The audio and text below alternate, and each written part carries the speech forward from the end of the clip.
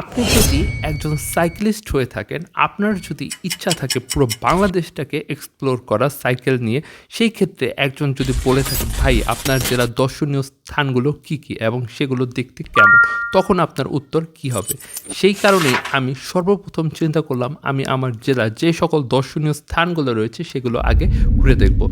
যে কথা সেই কাজ আমি খুঁজে বের করলাম শরীয়তপুর শেষ প্রান্তে এমন একটি দর্শনীয় স্থান এখন পর্যন্ত কেউ জানে না কে বা কারা এই মসজিদটি নির্মাণ করেছে।